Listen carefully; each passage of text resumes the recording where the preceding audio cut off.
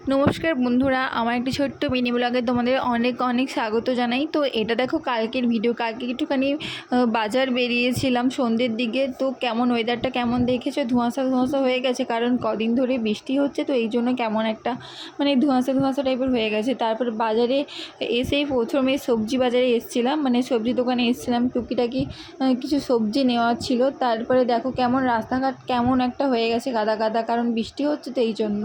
আর কিছু কিছু জায়গায় তো জলও জমে গেছে।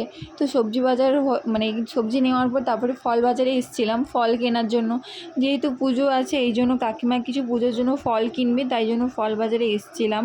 তারপর ফল টল কেনাকাটার পরে আবার মিষ্টি দোকানে এসেছিলাম, যেহেতু কালকে রাখি পূর্ণিমা ছিল এই জন্য মিষ্টি কেনার ছিল। আর আমার ছেলেকে দেখো চিপস খেতে ব্যস্ত, মোটামুটি যেখানেই যাক চিপস চকলেট এগুলো তো কিনে দিতেই হবে, বাচ্চাদের আর কোনো কথা নেই। তারপরে মিষ্টি কেনার পর তারপর রাখি কিনতে এসেছিলাম, তো দুটো রাখি নিয়ে নিলাম। তারপর রাখি নেওয়ার পর একটুখানি ফুচকা খেতে গেছিলাম।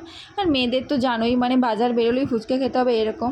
আর এই যে মন্দিরটা দেখছো, এটা হচ্ছে দুর্গা মন্দির আমাদের বাড়ির সামনেই। আর তো দুর্গা মন্দিরের একদম পাশেই হচ্ছে শীতলা মন্দির। তো আমাদের বাড়ির পাশে একদম দুটো মন্দির আছে। তো আজকের মতো ভিডিওটা কেমন লাগলো প্লিজ কমেন্ট করে জানিও।